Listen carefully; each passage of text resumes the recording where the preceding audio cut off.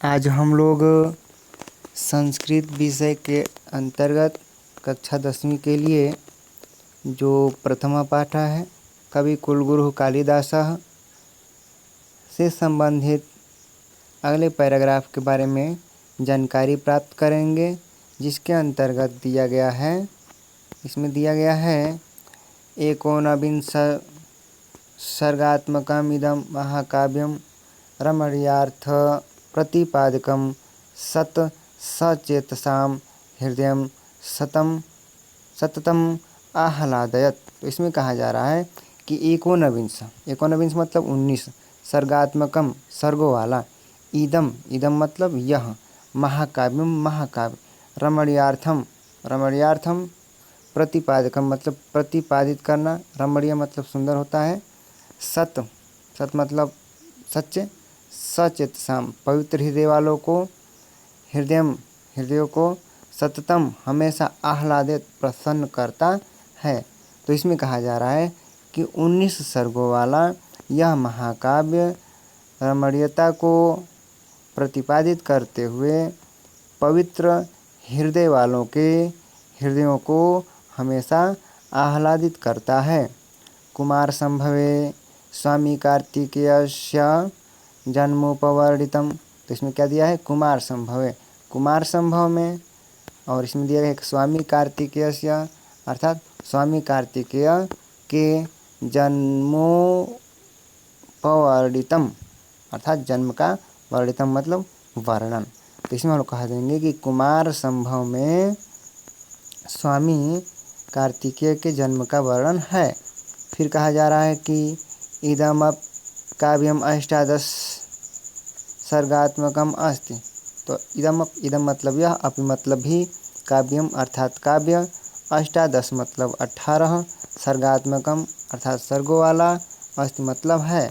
तो इसमें कहा जा रहा है कि यह भी काव्य 18 सर्गों वाला है। फिर कहा जा रहा है केचन समीक्षका 8 सर्ग पर्यंतमेव काव्यम इदम कालिदास प्रणीतमिति मन्यन्ते। कहा जा रहा है कि केचन मतलब कुछ, समीक्षक 8 सर्ग पर्यंत, 8 मतलब 8, सर्ग पर्यंतम मतलब तक, एवं मतलब ही, काव्य मतलब काव्य, इदम मतलब यह, कालिदास प्रणीतमिति अर्थात रची गई है, मन्यन्ते मानते हैं। तो कहा जा रहा है कि कुछ समीक्षक वर्ग 8 सर्ग तक ही, कुछ समीक्षक वर्ग 8 सर्ग तक ही यह काव्य कालिदास जी के द्वारा रचा गया है, ऐसा मानते हैं। मेघदूते यक्ष यक्षिण्योः वियोगाम् आश्रित्य विप्रलम्भ श्रृंगारस्य पूर्ण परिपाको दृश्यते।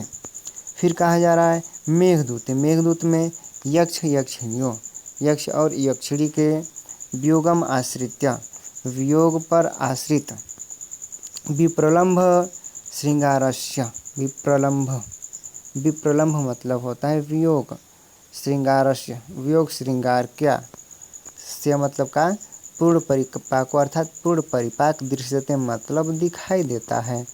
तो कहा जा रहा है कि मेघदूत में यक्ष यक्षिणियों के वियोग पर आश्रित वियोग श्रृंगार रस का पूर्ण परिपाक दिखाई देता है। फिर कहा जा रहा है ऋतु संहारे अन्वर्थतया खण्डामृतूनां वर्णनम अस्ति। कहा जा रहा है ऋतु संहार में अन्वर्थतया मतलब होता है यथार्थ रूप से, खण्डामृतूनां, खंडा मतलब होता है 6, ऋतुनाम मतलब ऋतुओं का, वर्णनम अस्ति वर्णन है। तो इसमें कहा जा रहा है कि ऋतु संहार में यथार्थ रूप से 6 ऋतुओं का वर्णन है। फिर कहा जा रहा है मालविका अग्निमित्र नाटके अग्निमित्रस्य मालविकायाश्च प्रेम आख्यानम अस्ति। तो कहा जा रहा है महाकवि मालविका अग्निमित्र नाटक में अग्निमित्रस्य अर्थात अग्निमित्र, मालविकायाश्च और मालविका के प्रेम आख्यान मतलब कहानी, अस्ति मतलब है। तो इसमें कहा जा रहा है कि मालविका अग्निमित्र नाटक में अग्निमित्र और मालविका के प्रेम की कहानी है। फिर कहा जा रहा है पंचांकात्मके विक्रमोर्वशीये पुरुरवसः उर्वश्याश्च प्रेम कथा वर्णिता। पंचांकात्मके पंच मतलब 5, अंका मतलब अंक वाला, विक्रमोर्वश्य पुरुरवसः अर्थात पुरुरवा, उर्वश्या मतलब उर्वशी, प्रेम कथा वर्णित है। तो कहा जा रहा है कि 5 अंकों वाला विक्रमोर्वशीय में पुरुरवा और उर्वशी के प्रेम कथा का वर्णन है। तो आज के लिए हम लोग केवल इस पैराग्राफ के बारे में ही जानकारी प्राप्त करेंगे और अगली बार हम लोग क्या करेंगे, अगले पैराग्राफ के बारे में अच्छे तरीके से हम लोग जानकारी प्राप्त करेंगे। तो आज के लिए बस इतना ही। धन्यवाद। और इसमें आप लोग क्या कीजिएगा, ससंदर्भ हिंदी में अनुवाद करना मत भूलिएगा।